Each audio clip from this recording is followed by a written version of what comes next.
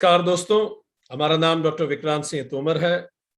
Project self incorporation Bharat, USA, United Consciousness, Tapan Chaure Foundation की तरफ से आप सभी का हार्दिक स्वागत है।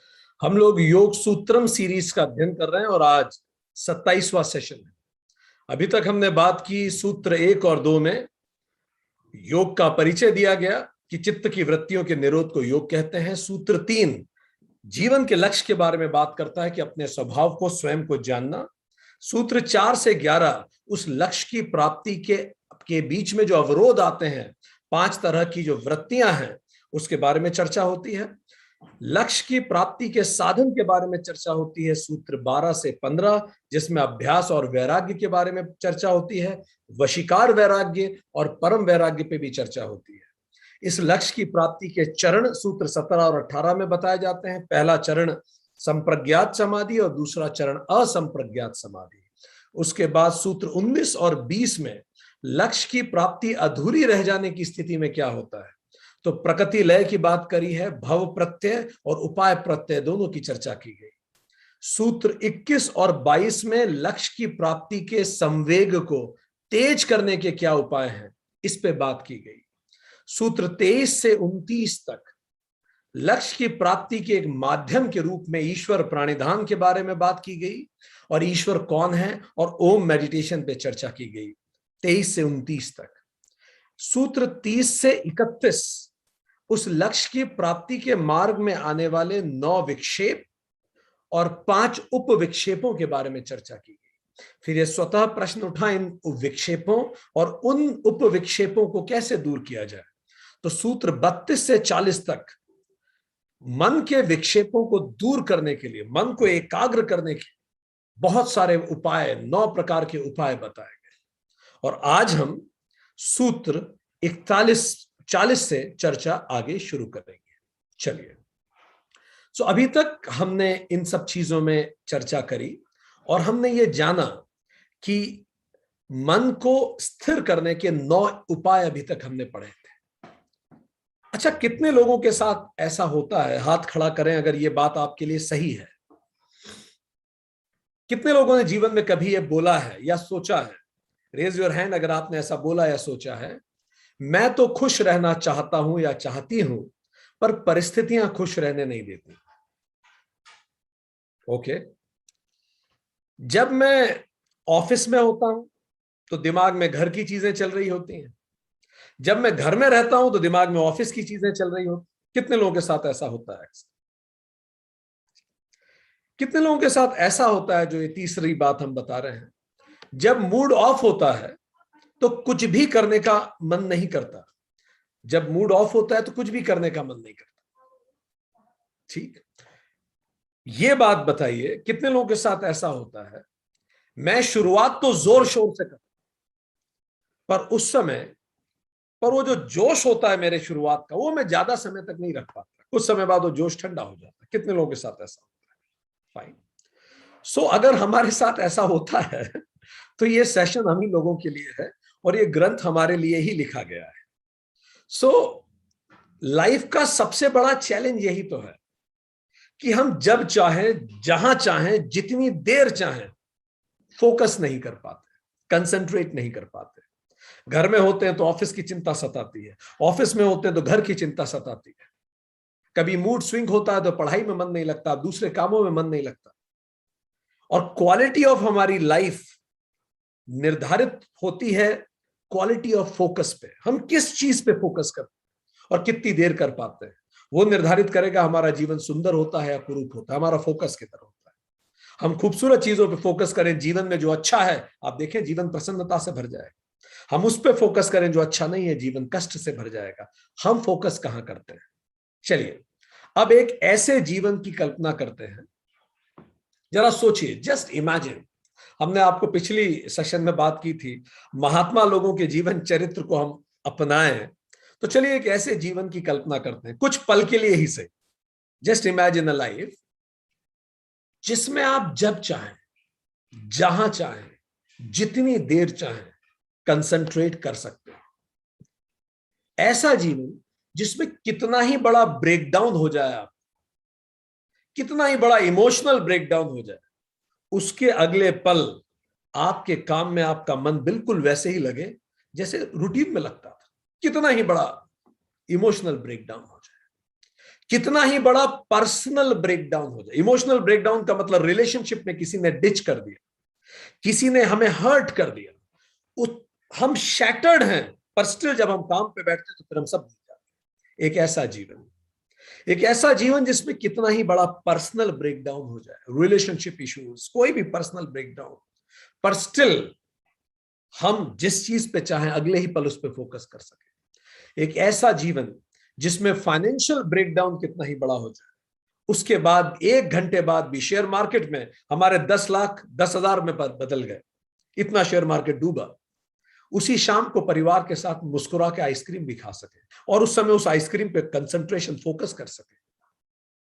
कितना ही बड़ा फिजिकल ब्रेकडाउन हो जाए, शरीर में कोई बीमारी आ जाए और जब वो बीमारी दर्द ना दे रही हो तो उस दौरान मुस्कुरा के हरिवंश बच्चन की मधुशाला पढ़ सके। एक ऐसा जीवन जिसमें आप जब चाहे प्लग कर सकें, अनप्लग कर सकें, रीप्लग कर सकें। ये जीवन जो पूरी तरह से आपके कंट्रोल में हो, आप विक्टिम ना हो उस जीवन के, आप विक्टर हो उस जीवन के। इसके लिए ये पतंजलि योग सूत्र लिखा गया कि आप जब चाहे फोकस, डिफोकस या रीफोकस कर सके, छोटी से छोटी चीज पे और या बड़ी से बड़ी चीज पे, आप जिस पे चाहे कर सके। क्योंकि यदि एक बार हम फोकस करना सीख गए तो फिर तो हम जहां चाहे इसका उपयोग कर सकते हैं। फिर तो जहां आप चाहें, बस वो टेक्निक हमें आनी चाहिए, उसकी प्रैक्टिस हो जानी चाहिए। देखिए, जिस तकनीक से दिवाली का रॉकेट उड़ता है, पीछे आग लगाई जाती है, बारूद होता है, एग्जैक्टली उसी तकनीक से एलन मस्क का स्पेसएक्स का रॉकेट लोगों को लेके ऊपर जाता है। मूल विचार सेम है, सोफिस्टिकेशन बढ़ जाता है। सो एक बार हम कंसंट्रेशन को समझ जाते हैं, उसकी हम आदी हो जाते हैं, फिर हम पढ़ें तो उसमें एक्सील करते हैं, हम रिलेशनशिप में एक्सील करते हैं, हम किसी से बात करें उसमें हमारी क्वालिटी ऑफ कॉन्वर्सेशन बहुत बढ़ जाता है। फिर उस कंसंट्रेशन की एबिलिटी को भले हम भोग में लगाएं तो हम बिलियनियर बन सकते हैं, और हम योग में लगाएं तो हम सेंट हो सकते हैं। देन इट्स ए चॉइस, हम कहां ले जाना चाहते हैं। तो हम भगवान को माने ना माने, एटलीस्ट हम इस बात को मानते हैं that concentration is the common denominator. ये मस्ट है, कुछ भी हमें करना हो, इवन ये सेशन भी आपको अटेंड करना हो तो भी जरूरी है। सो जब हम ये चीज सीख जाते हैं कि हर पल 100% फोकस कर पाए, फिर we can leave the lesser, जो कमतर है उसको छोड़ दें और जो बेहतर है उस पर कंसंट्रेट कर लें। इसको वैराग्य कहते हैं। वैराग्य क्या क्या मतलब? Leave the lesser, focus on the higher. जो कमतर है उसे छोड़ दे और जो बेहतर है उस पर फोकस कर ले। अब हमें आता तो है कंसंट्रेशन कैसे किया जाए, इसको वैराग्य। वैराग्य भी जब बढ़ता है तो उसे क्या कहते हैं? वशीकार वैराग्य। वशीकार वैराग्य का मतलब लीव द टेम्पररी, जो टेम्पररी है उसे छोड़ एंड फोकस ऑन परमानेंट। तो ये और चरम होता है। आसपास देखें, जो कुछ टेम्पररी है सब खत्म ही होना है, तो let me focus on what is permanent. So अब इसी भूमिका के साथ सूत्र 40 का अध्ययन करेंगे आज। सूत्र 40 कहता है, परमाणु परम महत्व अंतः अस्य वशीकारः।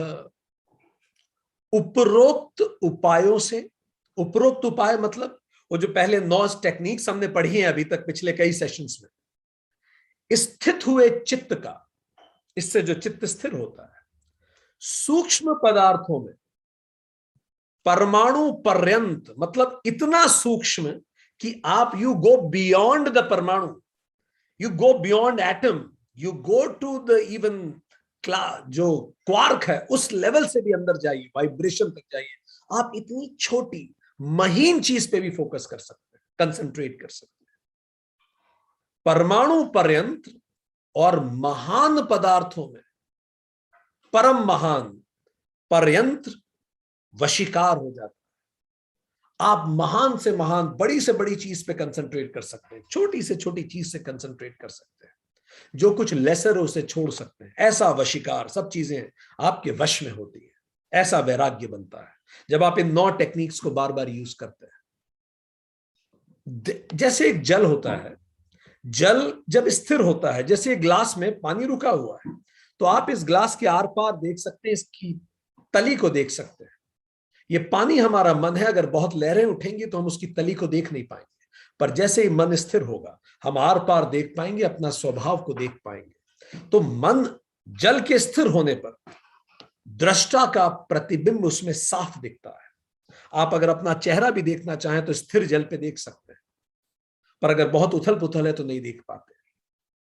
जब हम खुद शांत होते हैं तो आसपास सब कुछ साफ साफ दिखने लगता है। आप में से कितने लोगों ने ट्रेन में कभी भी सफर किया है?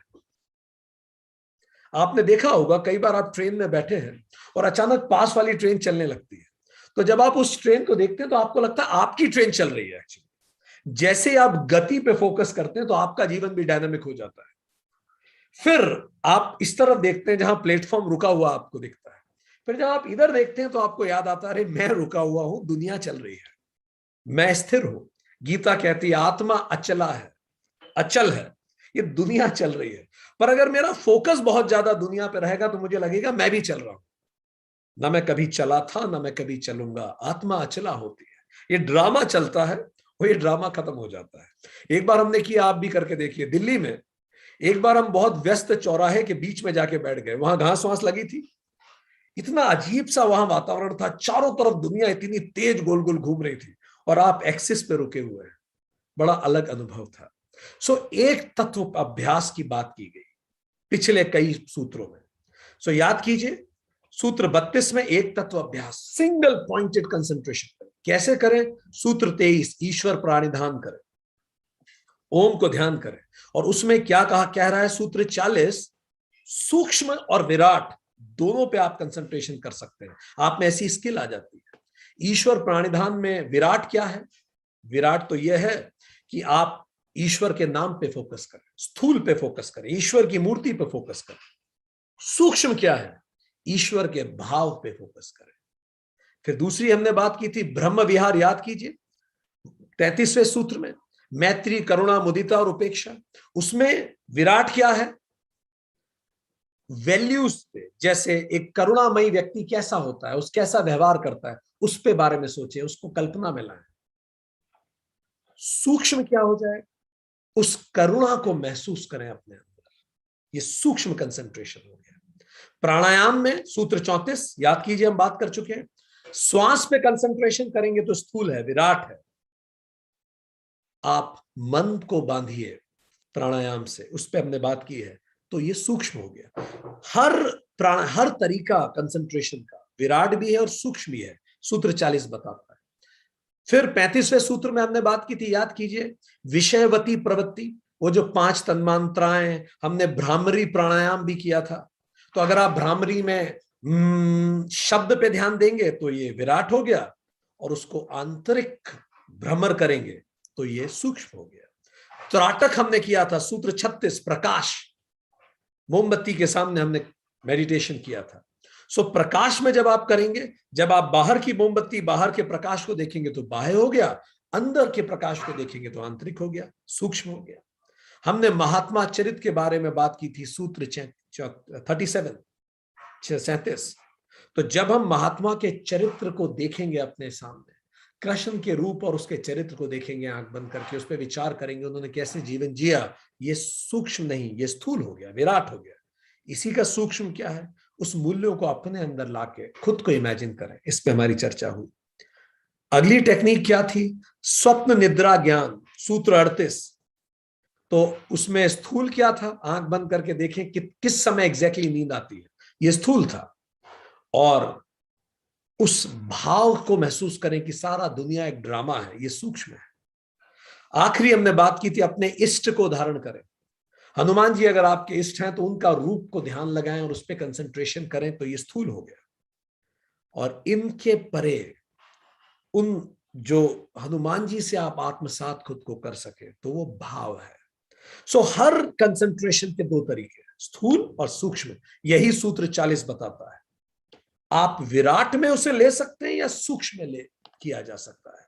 तो सूत्र 40 हमें बताता है कि हर कंसंट्रेशन में इन दोनों के ऑप्शन खुले होते हैं। अब अगला सूत्र, सो नेक्स्ट वर्स इज सूत्र 42 इसमें यह कहता है, अच्छा सूत्र 41 और 42, 43 इन सबको हम एक साथ पढ़ेंगे, फिर हम एक साथ इसको समझेंगे, ठीक है। तो अगला सूत्र यह कहता है, तत्र शब्दार्थ ज्ञान विकल्पे ही संकीर्ण समापत्ति ही सवितर्का। ठीक, सूत्र 41 समापत्ति के बारे में बात करता है और सूत्र 42 समापत्ति के प्रकारों के बारे में बात करता है। जहां शब्द अर्थ ज्ञान अभिन्न ज्ञात हो वो सवितर्क समाधि है। आप में से जो लोग ये क्लासेस रेगुलर अटेंड कर रहे हैं उनको याद होगा सेशन 17 में, सूत्र 17 में हम सवितर्क पे डिटेल में बात कर चुके हैं, तो आज बात नहीं करेंगे।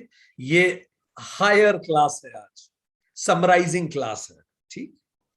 सूत्र 43 में स्मृति परिशुद्धो स्वरूप शून्य इव अर्थ मात्र निर्भाषा निर्वितर्का।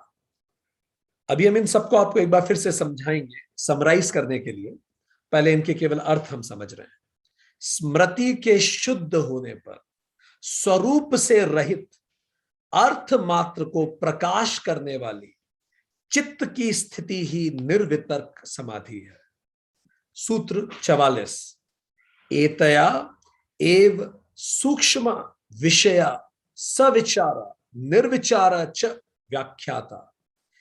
इसी सवितर्क और निर्वितर्क समाधि के द्वारा सूक्ष्म विषयक सविचार और निर्विचार समाधि को भी समझा जाना चाहिए। हमने सेशन 17 में, सेशन 18 में इस पे चर्चा कर ली है। तो ये सूत्र 41, 42, 43, 44 हुए, ठीक। इस पे हम अभी चर्चा करेंगे, इसको हम एक एक करके समझेंगे।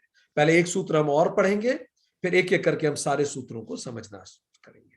सूत्र 46, 46 ता एव सबीज समाधि। ये चारों, ये सब की सब सबीज समाधि है। चलिए अब समझें। महर्षि पतंजलि ने कहा सवितर्क निर्वितर्क सविचार निर्विचार ये सब सबीज समाधि है। इन्हीं को समापत्ति भी कहते हैं, सबीज समाधि। क्या मतलब हुआ इसका? सबीज समाधि मतलब समाधि जिसमें बीज हो। समाधि तो लग जाती है पर वासना का बीज बचा रहता है। ये चारों वासना का बीज रहता है। याद है आप में से कितने लोगों ने जुरासिक पार्क मूवी देखी है? देखने लायक मूवी है। उस मूवी में एक मच्छर में डायनासोर को उस मच्छर ने काटा था, तो मच्छर में डायनासोर का ब्लड था। उस ब्लड से डीएनए निकाल के फिर से डायनासोर क्रिएट कर दिए गए। वो बीज जब तक बचा रहेगा वो डायनासोर फिर से क्रिएट हो जाएगा वासना का, ठीक।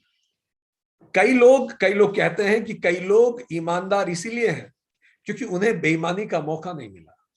उनमें बेईमानी का बीज है पर समस्या यह है मौका नहीं है, तो फिर बेहतर है कि ईमानदार ही हो ले। कई लोग किसी मेडिकल कारण से कॉफी छोड़ते हैं, चॉकलेट खाना छोड़ते हैं, पर उनके अंदर कॉफी का एक गहरा बीज रहता है। एक बार गला जरूर गटकते हैं, कोई दूसरा कॉफी पीता है उसको देख के, भले ना पिए, कोई ऑफर भी करे तो हाथ ऐसे कर देते, नहीं let it be, I don't take it. पर अंदर वो बीज अंदर से छलांगे मारता है।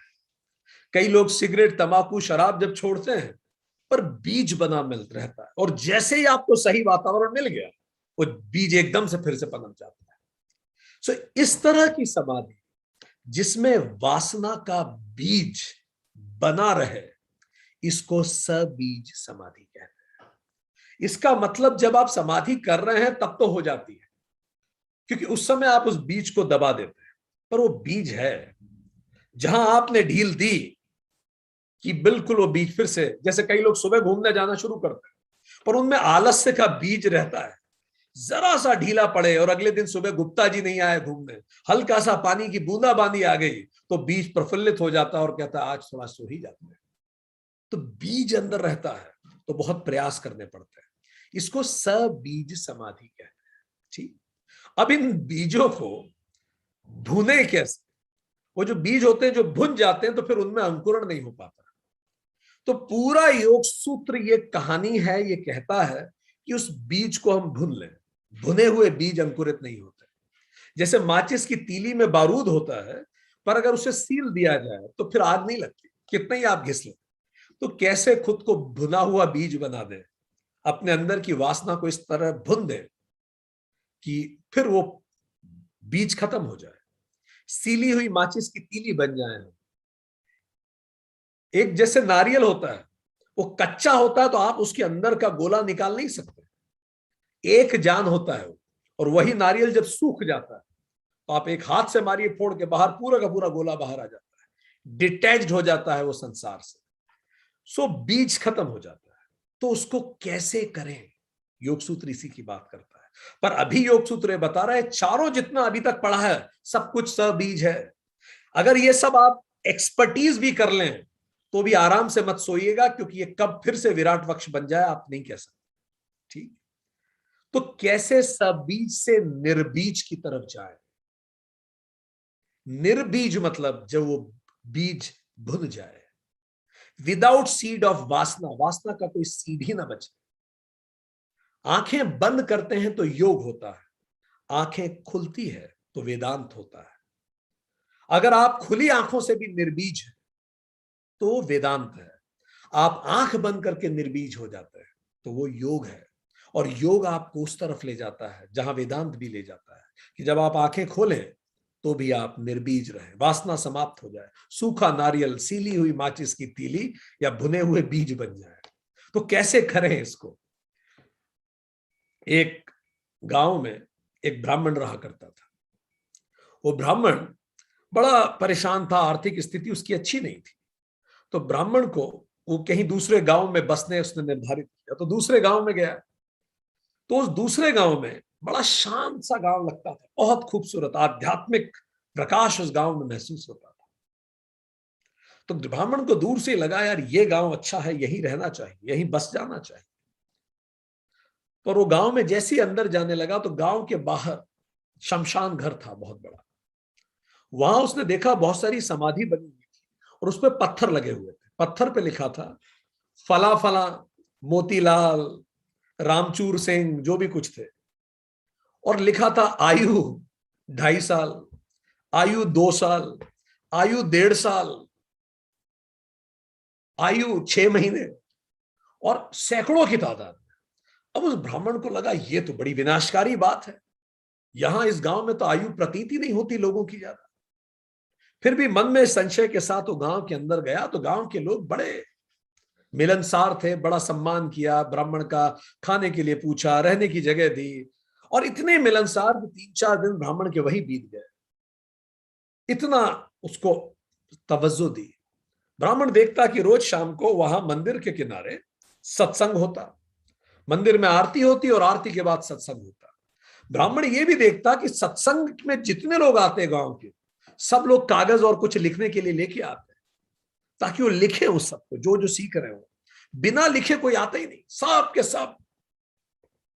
रोज शाम को 1 घंटा पूजा के बाद सत्संग होता, आरती के बाद।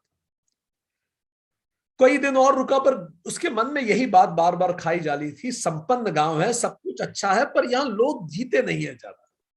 फिर उसके जाने का समय आ गया तो लोगों ने बोला महाराज हमने इतनी आपकी आव आदर किया पर आप हमें खुश नहीं दिखते, आप परेशान हैं किसी बात से। ब्राह्मण ने बोला आपका गांव मुझे बहुत अच्छा लगता है, पर आपके गांव में लोग जीते नहीं है ज्यादा, ये क्या कारण है? तो उस आदमी ने बोला आप कैसी बातें करते हैं, देखिए मेरे पिताजी 65 साल के हैं, मैं खुद 40 साल का हूं, मेरा बच्चा है 17 साल का, सब तो जी रहे हैं खूब यहां। आप देखिए ना, अगर कोई 2.5 साल के बाद जीता ही नहीं तो आपको तो इस गांव में कोई नहीं मिलता ना। तो फिर उस ब्राह्मण ने बोला फिर वो वहां बाहर शमशान के आसपास आप लोगों ने लिख रखा आयु, तो वो आयु गलत है क्या? तो बोलता नहीं वो आयु बिल्कुल सच है। फिर ब्राह्मण ने बोला ये चल क्या रहा, मुझे कुछ समझ में नहीं आ रहा। तो ग्रामीणों ने बताया कि हमारे गांव में एक परंपरा है कि हम लोग हमारी आयु केवल वही गिनते हैं जितने समय हम खुद को रियलाइज करने के लिए सत्संग करते हैं, हायर देन लाइफ किसी चीज पे जब हम फोकस करते हैं, बस हम उसी को अपनी आयु में गिनते हैं। तो अगर आप नोटिस करें कि हमारे गांव का हर व्यक्ति रोज 1 घंटे का सत्संग करता है शाम को, तो इस अनुसार हमारे गांव के हर व्यक्ति जो सत्संग कर रहा है, महीने में 30 घंटे उसकी आयु होती है। बाकी तो सब कचरा है, टाइम पास किया था। आयु वही थी जब सत्संग किया था, कुछ सीखा था, खुद को जानने का प्रयास किया था। इस हिसाब से अगर आप कैलकुलेट करें तो साल में केवल 15 दिन हम जीते हैं, बाकी तो सोते ही रहते हैं, बिस्तर पे सोए या जगह जगह सोए। और इस हिसाब से कैलकुलेट करें तो अगर मेरे पिताजी की उम्र 60 साल है तो केवल 2.5 साल उन्होंने सत्संग में बिताए। तो कोई व्यक्ति हमारे गांव में जब 60 साल की उम्र में मरता है तो हम उसका सत्संग की आयु जोड़ते हैं, और सत्संग की आयु उस पर लिखी जाती है, क्योंकि यही वास्तविक आयु है, बाकी तो सब ड्रामा था, टाइम वेस्टेज था, क्योंकि यही एलिवेट करती थी।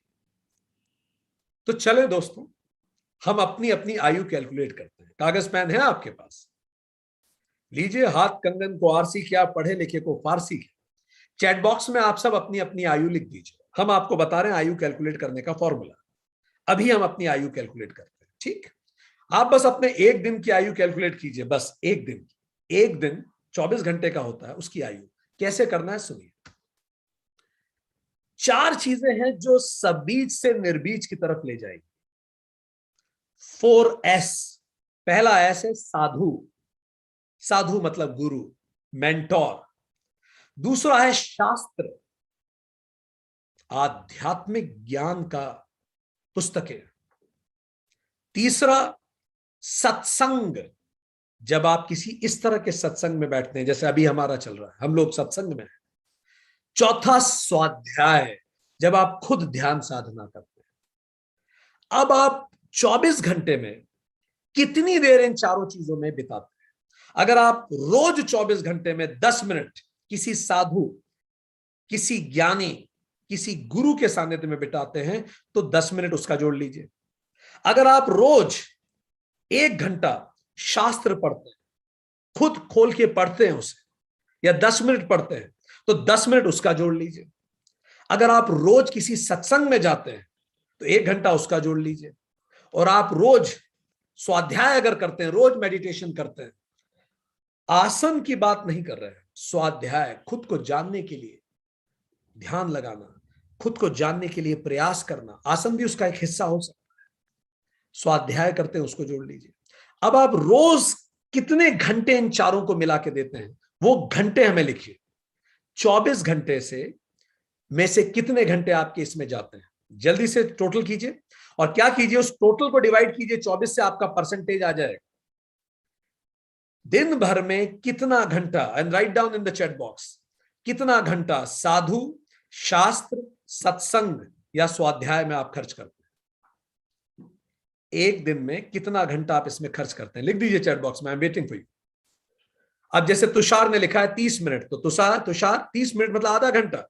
अब 0.5 को 24 से डिवाइड करो और परसेंटेज निकाल लो। 0.5 को 24 से डिवाइड करो और परसेंटेज निकाल लो, आपको पता पड़ जाएगा निर्बीज की समाधि की संभावना आपकी कितनी प्रतिशत है। लीजिए ना, ठीक। 24 घंटे को, हाँ, जैसे वृंदा ने लिखा 2 घंटा रोज ये इन चारों को मिला के देती हैं, तो 2 घंटा डिवाइडेड बाय 24, 4%। संदीप जी ने कहा कि 4% संभावना है उनकी। बाकी भी बताइए, परसेंटेज निकालिए, लिखिए लिखिए, जरा सब लोग प्रेरित होंगे, परसेंटेज लिख दीजिए। जैसे 1 घंटा है तो 1 डिवाइडेड बाय 24, 14%। ठीक, निकालिए। ये है हमारी आयु एक्चुअली। बाकी सब टाइम वेस्टेज है, बाकी सब इस ड्रामा में हमारा कंट्रीब्यूशन है, और वो हम कर सकते हैं, पर फाइनली जो साथ जाएगा, जो काम आएगा, वो यही है। सो इस तरह से सबीज समाधि से निर्बीज की तरफ जाया जाता है, जब हम सबीज समाधि से निर्बीज की तरफ बढ़ते हैं। किसी शायर ने कहा है, तुझको देखे बिना जो दिन गुजरे वो मेरी उम्र में ना जुड़े। यही हमें खुद के लिए कहना चाहिए। खुद को देखे बिना जो दिन गुजरे वो मेरी उम्र में ना जुड़े। और यही है सबीज से निर्बीज जाने का रास्ता, उस पर हम और चर्चा करेंगे। ऋग्वेद में एक बहुत सुंदर राइम आती है, in the beginning there was desire, सबसे पहले वासना थी, which was the first seed of mind, वो पहला सीड था, इच्छा हुई, वासना हुई, वो पहला बीज था। Sages have realized in their hearts and they have discovered by their wisdom the connection of existent with the non-existent. और संतों ने अपने जीवन को महसूस करके ये जाना है कि जो सत है, एग्जिस्टेंट जो हमेशा रहेगा, और जो असत है जो खत्म हो जाएगा, उसमें आपस में क्या कनेक्शन है। इसी को हमने कहा सबीज समाधि। जब हम ये कर तो लेते हैं पर फिर भी बीज रह जाता है। ये सबीज समाधि दो प्रकार की होती है, संप्रज्ञात और असंप्रज्ञात। सबीज समाधि दो प्रकार की होगी, संप्रज्ञात और असंप्रज्ञात। इस पे हम पहले चर्चा कर चुके हैं, इसलिए हम बहुत डिटेल में नहीं जाएंगे। ठीक, सूत्र 17 में बात की है, सूत्र 18 में भी इस पे बात हुई है। संप्रज्ञा मतलब एक्सटर्नल एड, किसी बाहरी वस्तु की मदद से जब हम ध्यान लगाते हैं उसको संप्रज्ञात कहते हैं, और जब कोई बाहरी वस्तु ना हो जिस पे हम ध्यान लगाएं उसको असंप्रज्ञात कहते हैं। पर ये दोनों हैं सबीज ही, बीज बना रहता है। तो संप्रज्ञात जो है ये चार तरह से इसको बांटा जा सकता है। संप्रज्ञात के भी चार तरीके से इसे बांटा जाता है। किस आधार पर, हम किस चीज पे फोकस कर रहे हैं उस आधार पर। यदि हम वस्तु पे फोकस कर रहे हैं तो इसका नाम हो जाएगा सवितर्क और निर्वितर्क। आप शिव जी की मूर्ति सामने रखिए, उस पे फोकस करिए, इस समाधि को क्या कहेंगे, सवितर्क और निर्वितर्क। इस पे पहले चर्चा हो चुकी है, हम डिटेल में नहीं जाएंगे। ठीक, सवितर्क का मतलब जब आप शिव जी का रूप देखें, जैसे एक फूल पे आप फोकस करें, सवितर्क का मतलब आप फूल को देखें और उसको ध्यान उस पे फोकस करें, ये तो हो गया सवितर्क।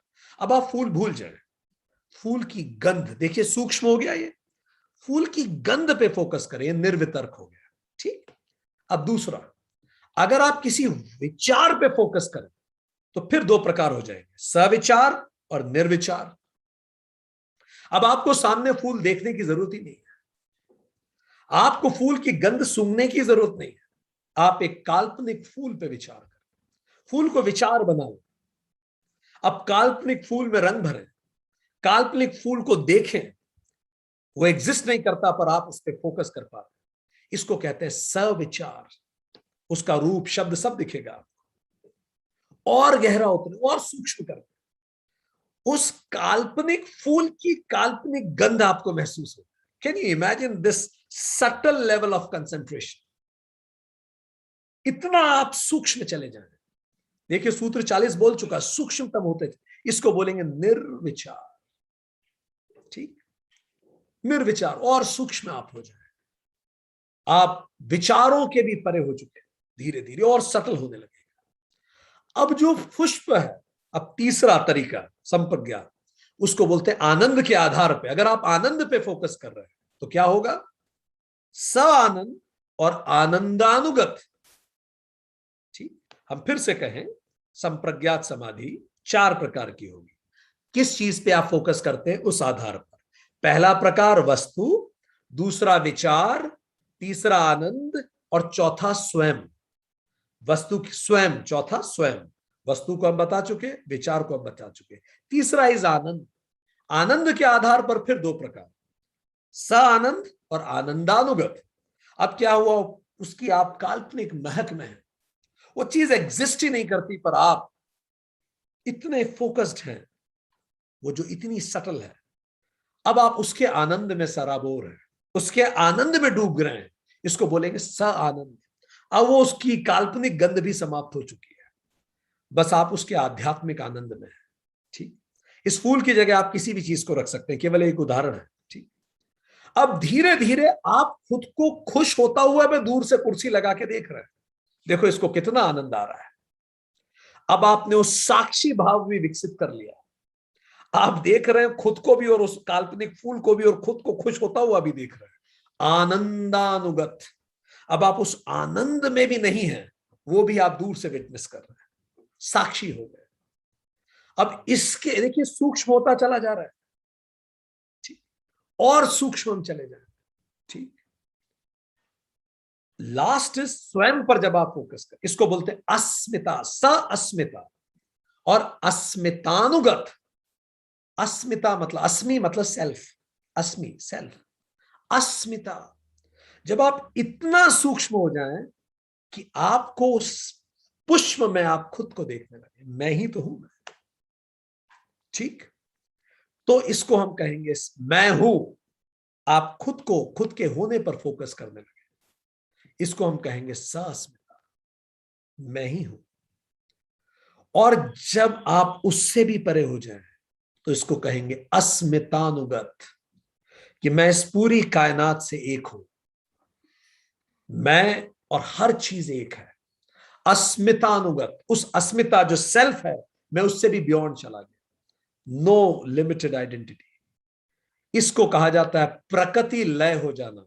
हमने सूत्र 19 पे इस पे बात की थी। इसी से परम वैराग्य आता है और यहीं से असंप्रज्ञात समाधि शुरू होती है। असंप्रज्ञात पे हमने बात की थी कि अब आपको किसी ऐड की जरूरत नहीं है, स्वयं सिद्ध होती है, ठीक। तो ये असंप्रज्ञात समाधि होती है। तो देखिए पहले वस्तु, फिर वस्तु के परे सवितर्क निर्वितर्क, फिर विचार के भी परे सविचार निर्विचार, फिर आनंद के भी परे स आनंद आनंदानुगत, फिर स्व और स्व के भी परे स अस्मिता अस्मितानुगत। इन सभी को हमने पहले बात की थी, ये उपाय प्रत्यय है। We need to try for it, isn't it. हमें उपाय करने पड़ते हैं। जब ये सब उपाय कर लेंगे तो इससे प्रकृति लय हम होते हैं, इस पूरी कायनात सृष्टि के साथ एक हो जाते हैं। जब मेरी अस्मिता से मैं परे हो गया, जब मैं अस्मि से भी परे हो गया, तो मैं सबसे एक हो गया। और इसी से आता है परम वैराग्य। अब आप हायर से अटैच हो गए। यहीं से शुरू होती है असंप्रज्ञात समाधि, केवल संस्कार बचते हैं। और इस पे हम पहले बात कर चुके हैं, याद कीजिए। असंप्रज्ञात समाधि के बाद क्या होता है? भव प्रत्यय होता है। बस आप एक बार और पैदा होंगे और फिर आपको निर्बीज समाधि मिल जाएगी। इस पे हम पहले बात कर चुके हैं। आपको फिर कुछ नहीं करना पड़ेगा, बस आपको पैदा होना पड़ेगा, जैसे आदि शंकराचार्य पैदा हुए। तो जो योगी असंप्रज्ञात समाधि को धारण करके इस दुनिया से जाते हैं, फिर जब वो पैदा होते हैं तो भव प्रत्यय से बस पैदा होना ही उनका काफी होता है, गुरु नानक देव। और वो स्वयं को रियलाइज कर लेते हैं। इसलिए कई बार हमें लगता है लोग बचपन से इतने इंटेलिजेंट कैसे? वो बच्चे थे ही नहीं कभी, उनकी आयु बहुत ज्यादा है। सेज जो शब्द है ना, SAGE, आप इसका संधि विच्छेद करके पढ़ सकते हैं। एस फॉर स्पिरिचुअल एज, उनकी आध्यात्मिक आयु बहुत होती है, इसीलिए वो दिखते हैं हमें। सो हमने इस पे बात की। सूत्र 46 ने हमें बताया कि ये सब सबीज है। सबीज क्या है हमने वो भी जाना, उसके बाद क्या होता है हमने वो भी जाना। चलिए अब आगे पढ़ेंगे। सूत्र 47 पे जाएंगे। सूत्र 47 इस बात को आगे समझाता है। सूत्र 45 पे अब हम जाएंगे, जो हमने बीच में भी छोड़ा है। तो सूत्र 45 ने यह कहा कि च सूक्ष्म विषयत्वम अलिंग पर्यवसानम, च सूक्ष्म विषयत्वम अलिंग पर्यवसानम तथा सूक्ष्म विषयता प्रकृति पर्यंत है। ये जो सूक्ष्म होने की हमारी जो क्षमता है ध्यान में, ये इस कदर सूक्ष्म हो सकती है कि आप प्रकृति पर्यंत जा सकते हैं, प्रकृति के साथ एक हो जाए। इतनी गहरी हम ध्यान में जा सकते हैं, सूक्ष्म हो सकते हैं। इसको थोड़ा सा समझ लेने जैसा है। क्या मतलब हुआ कि हम प्रकृति पर्यंत तक जा सकते हैं सूक्ष्म होने के लिए? इसका मतलब क्या है? इसका मतलब यह है कि जब एक व्यक्ति पैदा होता है, थोड़ा इसको हम समझें। हम लोग एस्ट्रल बॉडी में होते हैं, एस्ट्रल बॉडी, ठीक। सोल होती है, सोल तो प्रकृति के साथ एक ही होती है, प्रकृति लय होती है लगभग, प्रकृति के साथ एक लगभग है, प्रकृति लय होती नहीं है, वो लगभग है। जैसे एक योगी और सोता हुआ व्यक्ति एक जैसा दिखता है, पर वो लगभग एक है। योग निद्रा और सोना एक है नहीं, ठीक। पर हाँ, वो एस्ट्रल बॉडी इस प्रकृति में ही होती है, ठीक, आप अलग से उसे देख नहीं सकते। तो ये तो क्या हो गया, ये प्रकृति के साथ होना होता, बिल्कुल सूक्ष्मतम है। अब सूक्ष्म से कैसे विराट की तरफ यात्रा चलती है, देखिए कैसे शुरू होता है। तो प्रकृति में है हम, उसके बाद हमारा जन्म होता है, ठीक। हमें एक शेप मिलता है, पर्टिकुलर शेप, हमारा बर्थ होता है। तो हम क्या कहेंगे, अस्मि, अस्मि, I, you can see yourself, आप हैं, ठीक। इसमें आपका जन्म हुआ, ठीक। So this is what you call age, इसको आप कंपेयर कर सकते हैं, इसको कह सकते हैं इंटेलिजेंस। आप धरती पे आए, आपके अंदर बुद्धि आई, ठीक।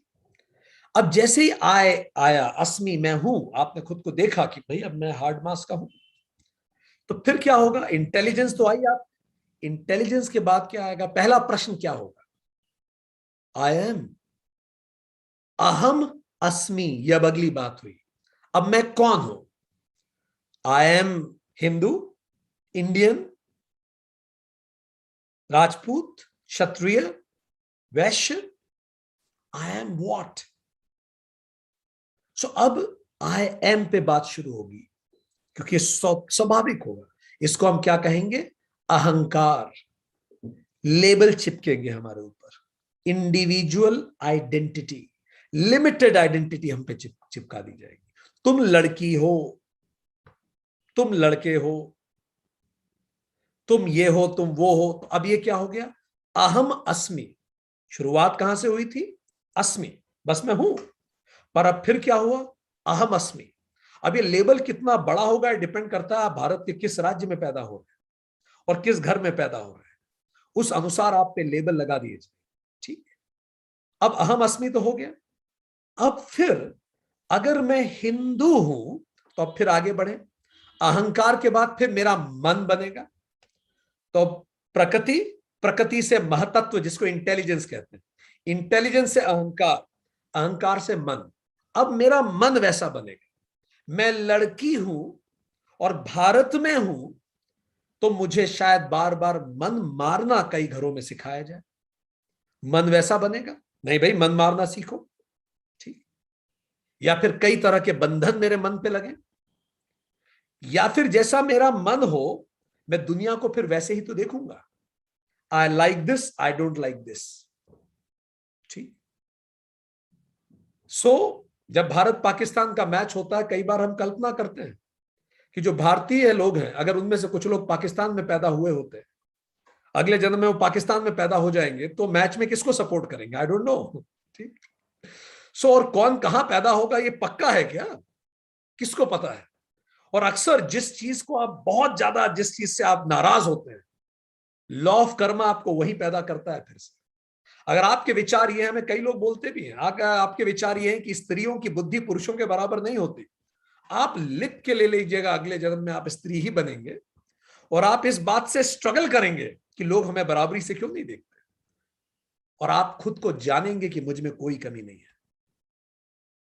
महिलाओं को 3000 साल लगे हैं वोटिंग राइट लेने में समाज में, इस कदर लेबलिंग थी। पूरी दुनिया की बात हम कर रहे हैं। सो मन, अब मन फिर वैसा हो जाएगा, आप दुनिया को उस रंग से देखने लगेंगे, ठीक। अब मन के बाद क्या आएगा, धीरे धीरे ऐसे ही हम बने हैं। आई एम टेलिंग यू कि कैसे इंसान बनता है। मन के बाद क्या आएगा, फिर हमारी ज्ञानेंद्रियां, कर्मेंद्रियां, एक्शंस। अब हमारे एक्शन भी वैसे हो जाएंगे, हमारा व्यवहार लोगों के प्रति वैसा हो, हम लोगों को उन चीजों पे, हमारे घर में खाना बनाने की ये परंपरा है और कोई उस परंपरा के अतिरिक्त परंपरा से खाना बना दे, तो हमारा व्यवहार उससे विरुद्ध हो जाएगा। सो इन सब चीजों, अब हमारा व्यवहार, कर्मेंद्रिया, ज्ञानेंद्रियां वैसी होने लगी। अब आप देख रहे हैं कैसे हम सूक्ष्म से स्थूल होते चले जा रहे हैं, ठीक। तो योग क्या है, योग कह रहा है इस पूरे डायनेमिक्स को उल्टा कर दो, वापस जैसे आए थे ना, वापस सीढ़ी से उतर जाओ वापस, यही है। तो पहले आए था, आय अस्मि, जिसको हमने कहा महतत्व, फिर आय से मी बना, आई एम, ठीक, अहम अस्मि, जिसको हमने कहा अहंकार, फिर अहंकार से आय हो गया, मी हो गया, देन माइंड। तो व्हाट इज इन माइंड, जो मेरे विचारों से जुड़ा हुआ है, आई विल लाइक इट, जो उसके विरुद्ध है आई विल अपोज इट, मन बना। और मन से my actions, my actions, so my thoughts led to my actions, ज्ञानेन्द्रिय और कर्मेंद्रिया बनी। तो इस तरह से हम प्रकृति लय हम सब थे, पर हम ये स्थूल में आ गए। और आप देखिए योग बार बार कहा ले जा रहा है, याद कीजिए सूत्र 3, स्वभाव। कुछ अचीव नहीं करना, जो आपका भाव है बस उसमें वापस पहुंच जाइए और इन लेबल्स को निकाल के फेंक दीजिए, सबको एक जैसा देखिए। चलिए थोड़ा सा और तरीके से बात करें, क्यों ऐसा होना चाहिए और क्यों ये एक सूत्र कह रहा है, सूक्ष्म विषयता प्रकृति पर्यंत है। आप सूक्ष्म तब तक होते चले जाइए जब तक प्रकृति लय ना हो जाए, जब तक आपको इस प्रकृति में कुछ और दिखता है। याद है वो कितनी सुंदर सी कहानी है, गणेश जी, हमें वो कहानी बड़ी पसंद आती है। गणेश जी एक बिल्ली को एक डंडा मार के दौड़ के आते हैं घर पे, और आके देखते हैं तो पार्वती की माता के गाल पे बड़ी सी चोट लगी होती है। पार्वती माता को देख के गणेश जी क्रोधित हो जाते हैं कि आपको किसी ने मारा। तो गणेश जी को पार्वती माता कहती है, हाँ मुझे मारा, बहुत तेज मारा डंडे से। गणेश जी ने बोला, किसने मारा, मैं उसका वध कर दूंगा। तो माता बोलती है, तुमने ही तो मुझे मारा। तो पार्वती जी को गणेश जी कहते हैं, मैंने आपको कहां मारा, मैं तो अभी कहीं खेल के आ रहा हूं। तो माता जी कहती है, तुमने एक जानवर को मारा था। तो गणेश जी कहते हैं हाँ। तो फिर माता समझाती है, बेटे ये सारी प्रकृति मैं ही तो हूं। जब तुम एक पशु को मारते हो, एक पेड़ को काटते हो, चींटी को मारते हो, तुम मुझे ही मारते हो। ये कहानियां छोटी हैं पर ये बहुत गहरा विज्ञान है। वी को एग्जिस्ट ऑन दिस प्लेनेट। आप किसी भी वैज्ञानिक से पूछ लीजिए, हमारा महत्व इस प्लेनेट में सबसे कम है और बाकी हर स्पीशीज का महत्व हमसे ज्यादा है, पर हम पता नहीं क्यों खुद को सबसे अलग मानते हैं। और योग कहता है इस प्रकृति के साथ एक हो जाए, आप अपने आप शांत महसूस करेंगे। जंगल में जाके कितने लोगों को अच्छा लगता है बताइए, ठीक। समुद्र के किनारे कितने लोगों को अच्छा लगता है, माउंटेन पे जाके कितने लोगों को अच्छा लगता है बताइए। जब पानी घिर के आता और गिरता कितने लोगों को अच्छा लगता है बताइए। इन सब चीजों में एक चीज कॉमन आपने देखी, लहरों में कोई असमानता नहीं होती, ना लहरों का कोई जेंडर होता है क्या? कभी आपने सुना पत्तियों का कोई जेंडर होता हो, पेड़ों का कोई जेंडर होता? कभी आपने सुना बरसात की बूंदों का जेंडर होता है? ये जेंडर डिवाइड केवल रिप्रोडक्शन के लिए है, इसके अतिरिक्त इसका कोई प्रयोजन ही नहीं है। पर कितना बड़ा सामाजिक ताना बाना हमने बुन दिया। इसी को योग कह रहा है, प्रकृति लय हो जाओ, जैसे सारी प्रकृति है वैसे बनो ना। कई बार तो हम सोचते हैं और हम चकित होते हैं कि अगर पेड़ करप्ट हो गए तो क्या होगा। करप्शन इंसानों में है। अच्छा, पेड़ों का तो कोई नियम कानून की कॉन्स्टिट्यूशन भी नहीं है। पेड़ तो हर साल कसम भी नहीं खाते हम ईमानदार रहेंगे। इंसान करप्ट है, अगर पेड़ करप्ट हो गए तो क्या होगा जरा सोचिए। पेड़ करप्ट होगा तो क्या होगा, जब जड़ों में आप पानी देंगे तो जड़ सारा पानी खुद ही के पास रख लेगी, ऊपर भेजेगी नहीं। जैसे केंद्र सरकार पैसा गरीबों के लिए देती है तो बीच में रोक लिया जाता है, ऐसा हम सुनते हैं, नीचे पहुंचता ही नहीं है। तो जड़े जड़े रह जाएंगी और पूरी प्रकृति सूख जाएगी। पर आप नोटिस कीजिए, आपके घर में अगर कोई बेल हो तो आप देखिए, आप उसकी जड़ में पानी देते हो, 20 फुट दूर जाके पत्ती खिल जाती है उस पानी से।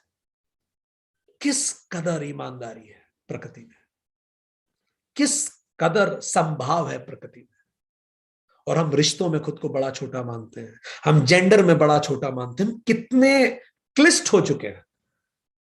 और यही योग सूत्र में महर्षि पतंजलि कह रहे हैं, फिर से सूक्ष्म, सूक्ष्म विषयता प्रकृति पर्यंत है, इतने सूक्ष्म हो जाइए।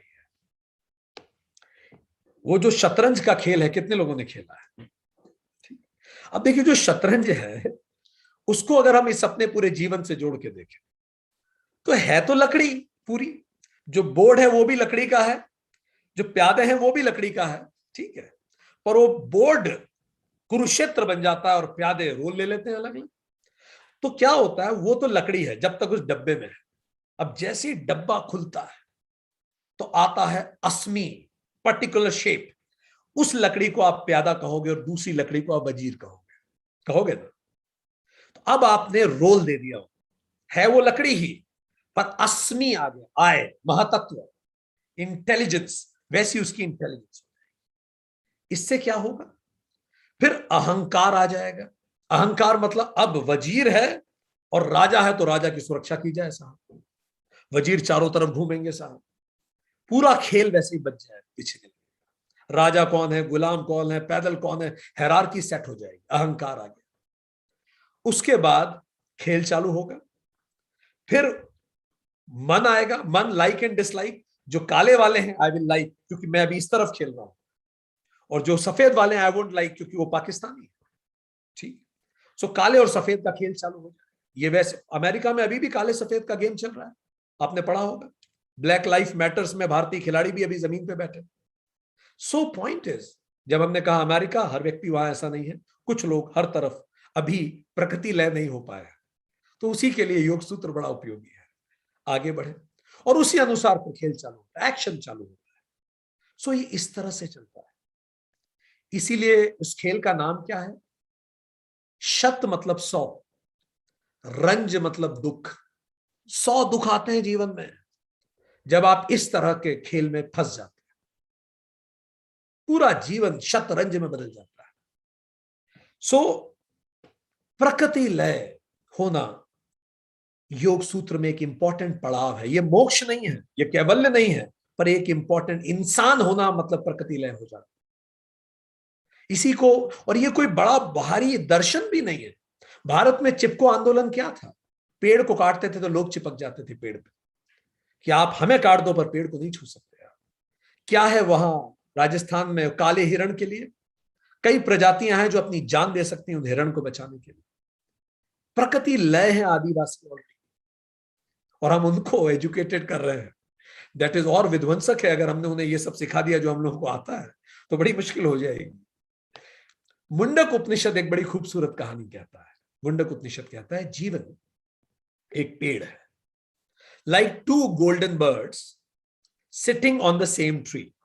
एक ट्री पे दो गोल्डन बर्ड्स बैठी है, दे आर इंटीमेट फ्रेंड्स, बहुत अच्छी दोस्त है। एक फ्रेंड का नाम है ईगो, दूसरी फ्रेंड का नाम है सेल्फ।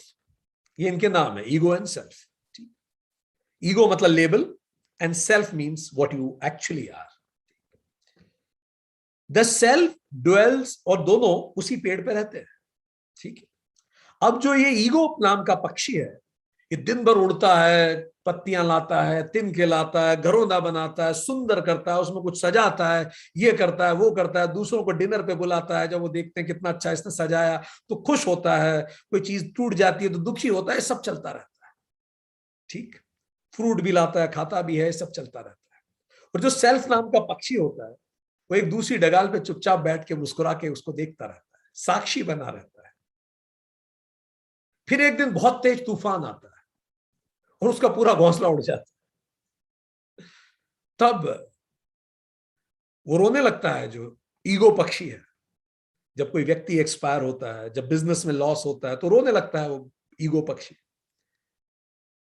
तो सेल्फ ऊपर से इशारा करते हैं, ऊपर आ जा, यहाँ पेड़ की खोल में एक जगह है, वहां बैठते हैं अपन, कहां इतना ताने बाने में लगा है। तो फिर वो धीरे धीरे ऊपर आ जाता है। उसके ऊपर आने का नाम ही योग सूत्र है। ये समझना कि ये सब पूरा ड्रामा है। एंड इसी को मुंडक उपनिषद ने कहा कि दो पक्षी हैं, वास्तव में है वो एक ही। हमारा एक लोअर सेल्फ होता है, हमारा एक हायर सेल्फ होता है। सो प्रकृति, प्रकृति से बना महतत्व जिसको कॉस्मिक इंटेलिजेंस कहते हैं, महत्व तत्व से बना अहंकार जिसको लिमिटेड आइडेंटिटी या इंडिविजुअलिटी कहते हैं, उससे बना मन, और मन से कर्मेंद्रिय, और कर्मेंद्रियों से आप पूरी दुनिया को भोगते हैं, महसूस करते हैं। इसी को बाइबल में अगर आप देखें तो एक अलग तरह से समझाया है। भगवान ने कहा प्रकृति लय रहो, हेवन में रहो, आराम से रहो। प्रकृति कैसे हेवन में रहती?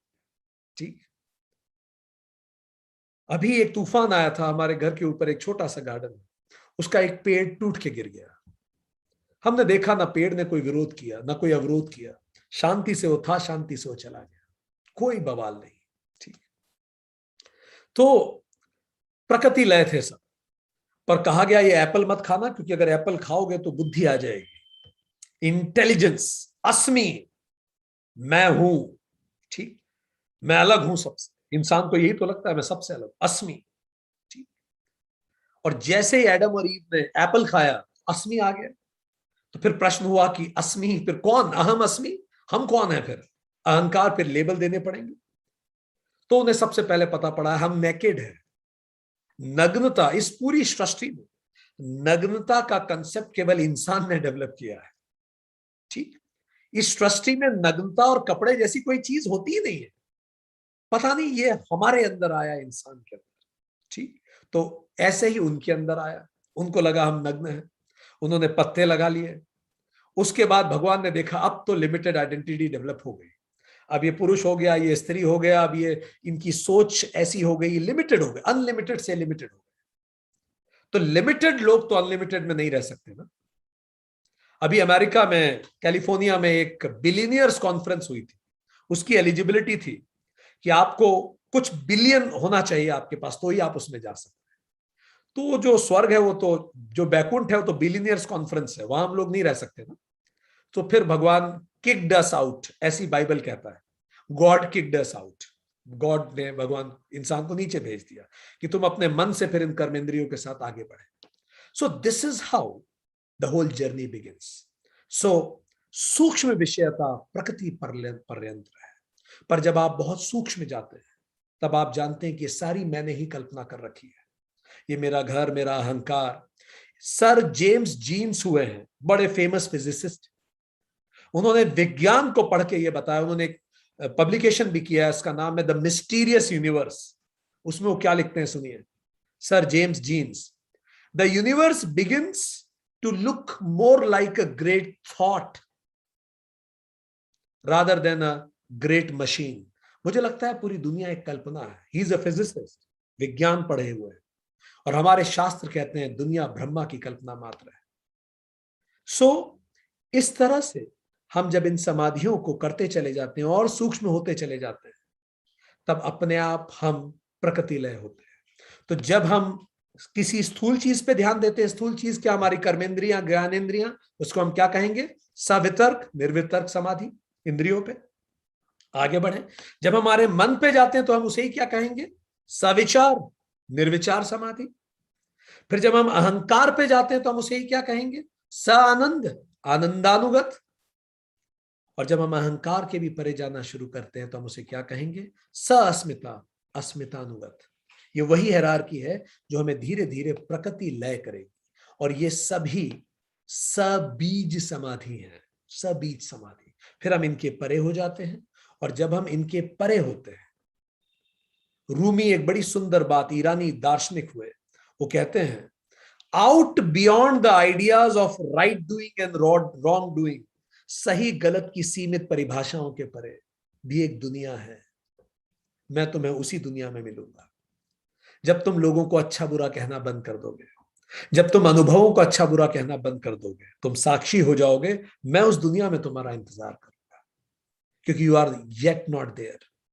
भगवान बुद्ध भी इसी बात को इस तरह से रखते हैं। बुद्ध कहते हैं देयर आर 4 लेवल्स, 4 चरण है समाधि के। और बुद्ध बात कर रहे हैं संप्रज्ञात समाधि, जिसमें आप एफर्ट्स लगाते हैं।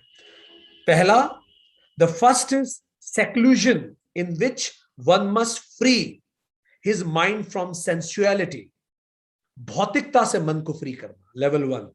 याद कीजिए, भौतिक वस्तुओं की बात कर रहे हैं, सवितर्क निर्वितर्क वस्तुओं की बात हो रही है। सेकेंड लेवल वो क्या कहते हैं, उसके बाद सेकेंड लेवल आता है, the second is the tranquillity of mind. फिर से वही बात याद कीजिए, सविचार निर्विचार, ट्रैंक्विलिटी ऑफ माइंड। फिर मन पूरा शांत हो जाता है। फिर आप रिएक्टिव नहीं बचते, हर चीज को जो देखा उस पर नाराज हो रहे हैं, हर चीज पे रिएक्ट कर रहे हैं, वो नहीं बचता, आप शांत हो जाते हैं। Third is, level 3 is taking delight in spiritual things. अब आनंद आने लगता है, जब मन शांत होता है तो बड़ा आनंद आता है, बड़े खुश रहते हैं लोग, हर हाल में खुश है। पर ये खुश रहना जीवन का उद्देश्य नहीं है, ये स्टेज है। याद कीजिए, स आनंद और आनंदानुगत। आपको समाज में हर तरह के लोग दिखते होंगे, ठीक, कई लोग बहुत खुश दिखते हैं, पर वो खुश रहना भी लक्ष्य नहीं है, it is a stage, they very happy. Stage 4, the fourth stage is perfect purity and peace, in which mind is above all gladness and grief. Buddha कहते हैं चौथी स्टेज है अस्मितानुगत, जिसमें आप इस सुख दुख के जो रोलर कोस्टर राइड है इससे ऊपर हो जाते हैं। So these are the 4 stages everybody goes through जब हम इस समाधि में शुरुआत करते हैं, और जैसे जैसे हम स्टेजेस में आगे बढ़ते हैं हम और गहन समाधि में उतरते जाते हैं। आज के लिए इतना ही। अब लेट मी समराइज हमने क्या बात की। सो दोस्तों, हमने सबसे पहले बात की कि सूत्र 40 में हमने बात की कि उन उपायों से जिनके बारे में पहले चर्चा की गई, चित्त सूक्ष्म और महान दोनों पदार्थों पे फोकस किया जा सकता है। आप जहां चाहे वहां आप फोकस कर सकते हैं, और हर जो 9 तरीके हमने देखे थे मेडिटेशन के, हर तरीके में आप सूक्ष्म पे भी कंसंट्रेट कर सकते हैं और आप विराट पे भी कंसंट्रेट कर सकते हैं। और जब हमें ये कंसंट्रेशन की स्किल डेवलप हो जाती है तो हम अपने आप जब चाहे अपने आप को प्लग अनप्लग और रीप्लग कर सकते हैं। फिर इस कंसंट्रेशन को हम भोग में लगाएं या योग में, ये हमारा चॉइस है। जब हम इसको योग में लगाते हैं तो वैराग्य पैदा होता है। You leave the lesser and focus on the higher. जब ये वैराग्य और बढ़ता है तो उसको वशीकार वैराग्य कहते हैं। You leave actually what is temporary and focus on what is permanent. ये और गहरा बढ़ता है। और इसी तरह से जब ये और गहरा बढ़ना शुरू होता है, तब चारों चरणों के बारे में पतंजलि महर्षि बताते हैं कि ये जो 4 चरण हैं, ये 4 चरण मिलके सबीज समाधि कहलाते हैं। तो 4 चरण क्या हैं जिनको कहते हैं सबीज समाधि है? तो वो 4 चरण हैं, पहला सविचार, दूसरा निर्विचार, सवितर, दूसरा निर्वितर, सविचार, निर्विचार, स आनंद, आनंदानुगत, सस्मिता, अस्मितानुगत। पहला वस्तु पे, दूसरा विचार पे, तीसरा आनंद पे, और चौथा स पर फोकस करता है। जब ऐसी स्थिति आ जाती है तो अपने आप, जैसा सूत्र 41 जिसको हम पहले पढ़ चुके हैं, हम में प्रवृत्ति क्षीण होने लगती है, हमारी प्रवृत्तियां क्षीण होती है, और उसको सूत्र 41 ने कहा समापत्ति आ जाती है। समापत्ति का मतलब हमारी बाह्य प्रवृत्तियां क्षीण हो जाती है। सूत्र 41 पतंजलि योग सूत्र, इस पर हम पहले चर्चा कर चुके हैं। बाह्य प्रवृत्तियां क्षीण हो जाती है, हम निर्मल हो जाते हैं, हमारे अंदर कोई मल नहीं बचता। मल कौन से हैं? याद कीजिए सेशन 24 में हमने बात की थी, राग, ईर्ष्या, परापकार, असूया, द्वेष और अमर्ष। इन पे हम पहले बात कर चुके हैं। ये सब धीरे धीरे खत्म हो जाता है। और मन कैसा होता है? मन बिल्कुल निर्मल हो जाता है, प्रकृति लय। आप किसी को जज नहीं करते, you never judge anybody. Let me elaborate a bit more, चूंकि we have more time, थोड़ा समय बचा है, so let me elaborate more on verse 41 out of context.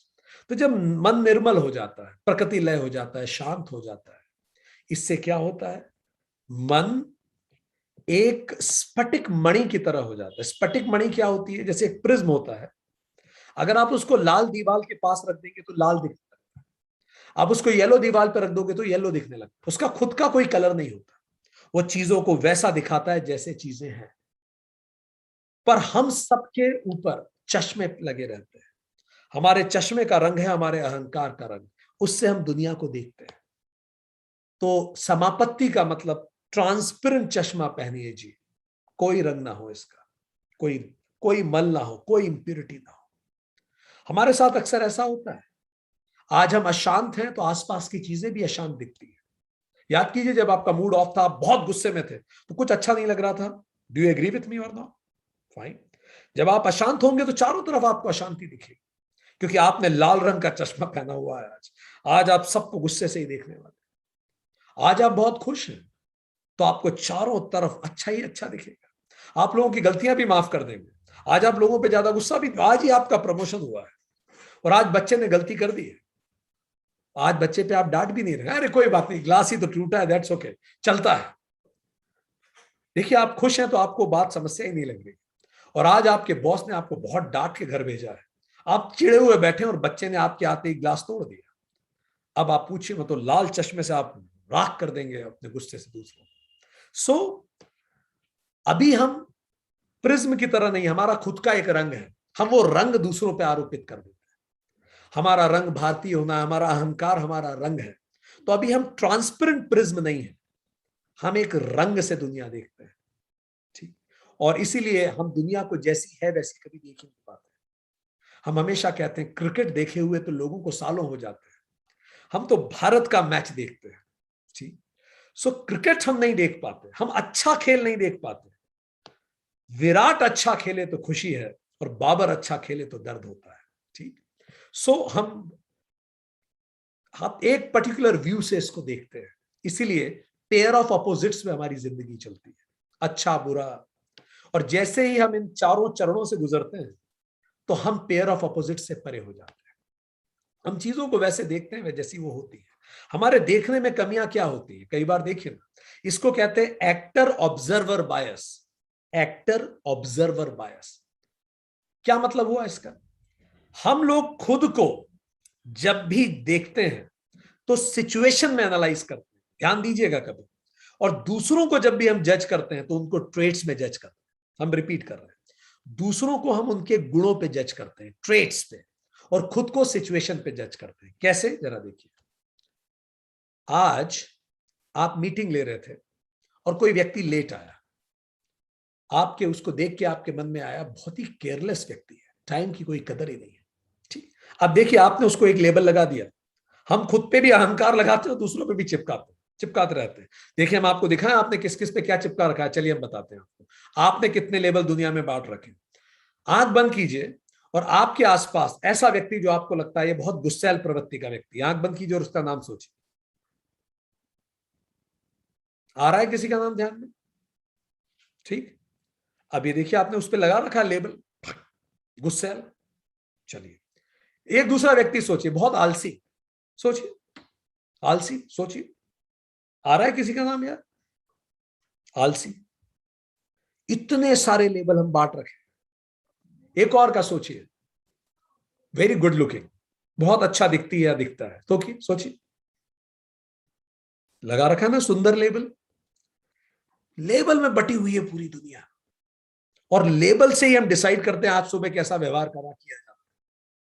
तो हमारी स्लेट कभी क्लीन होती नहीं है, योग उस स्लेट को क्लीन करने का नाम है। अच्छा, तो ये तो क्या हो गया, जब कोई दूसरा लेट आया तो मैंने उसको लेबल लगा दिया। अब जब मैं खुद किसी मीटिंग में लेट पहुंचा तो अब मैं खुद को क्या बोलूंगा? मन में क्या बात आएगी? अरे यार आज सुबह निकल ही रहा था तो बच्चा गिर गया, फिर उसको पट्टी करने में लग गए तो बस छूट गई, फिर कार लेके आया तो ट्रैफिक जाम मिल गया, फाइनली इतना लेट आया। अब नोटिस कीजिए आप खुद को सिचुएशन में एनालाइज कर रहे हैं। ठीक। हमेशा हम खुद को मेरे जीवन की परिस्थितियां ऐसी थी कि मैं ऐसा हो गया, और सामने वाला तो वैसा है ही। हम दूसरों को ट्रेट में एनालाइज करते हैं, खुद को सिचुएशन में। और इसी तरह से हमने दुनिया को रंग पोत रखा है, लेबल्स लगा दिए हैं। योग सूत्र इस बात को है, उसी बात का प्रयास है कि हम प्रकृति लय हो जाए। प्रकृति लय होने का मतलब क्या है, आप जरा देखिए ना। आपने देखा होगा केले का पत्ता इतना बड़ा होता है, केले के पत्ते के पास एक कांटे का पौधा उग गया। अब हवा चली तो कांटे के पौधे के कांटे ने केले के पत्ते को बीच से चीर दिया। केले के पत्ते के मन में उसके प्रति नफरत के भाव नहीं है कि इसको नहीं छोड़ूंगा, जब मेरी सरकार आएगी तब मैं इसको बताऊंगा। ठीक। उसको पता है कांटे की प्रवृत्ति काट देना है, मेरी प्रवृत्ति लहराना है। हम पास में हैं तो काटते हैं, लहराते रहते हैं एक दूसरे। ठीक। ऐसे रिश्तों में होता है, सब अपनी अपनी प्रवृत्ति से जीते रहते हैं, कोई कटते रहते हैं और वो गुस्से में भरते रहते हैं। हम लोग प्रकृति लय नहीं है, प्रकृति माफ कर देती है, हम माफ नहीं कर पाते ना। प्रकृति माफ करती है इसलिए हम अभी तक जिंदा हैं इस प्लेनेट पे। प्रकृति माफ नहीं करती तो हम कब से खत्म हो चुके होते हैं। पेशेंस रखते हैं। ठीक। पर हम उनको पेयर ऑफ ऑपोजिट्स में देखते हैं, गुणों में देखते हैं, अच्छा बुरा देखते हैं। इसीलिए हम में समापत्ति नहीं है। समापत्ति कैसे लाई जाए? तो ये 4 स्टेप्स हैं जिनके माध्यम से समापत्ति को लाया जाता है, जिससे जिसकी समस्त सूत्र 41 कहता है, जिसकी समस्त बाह्य प्रवृत्तियां क्षीण हो चुकी, ऐसे स्फटिक मणि की भांति निर्मल चित्त का ज्ञाता ज्ञान और ज्ञेय में स्थित व तदाकार हो जाता है।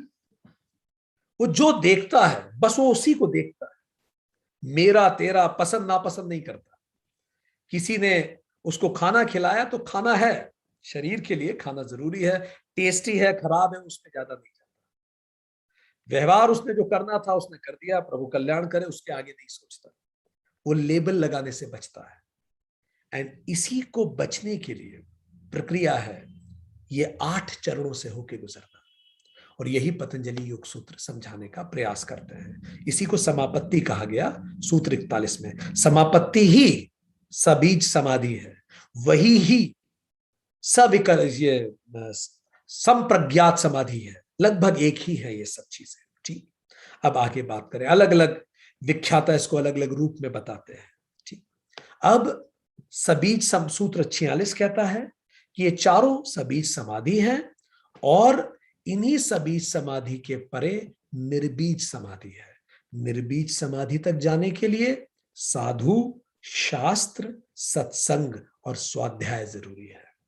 जितना समय हमने चारों चीजें की बस वही हमारी आयु है, बाकी हमने समय पास किया है।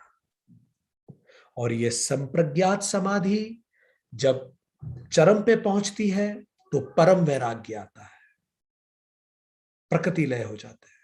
जब परम वैराग्य आता है तो असंप्रज्ञात समाधि प्रकट होती है। अब आप एक हो चुके हैं इस पूरी कायनात से, अब आपको कोई एक्सटर्नल चीज नहीं चाहिए जिस पे आप कंसंट्रेशन कर सके।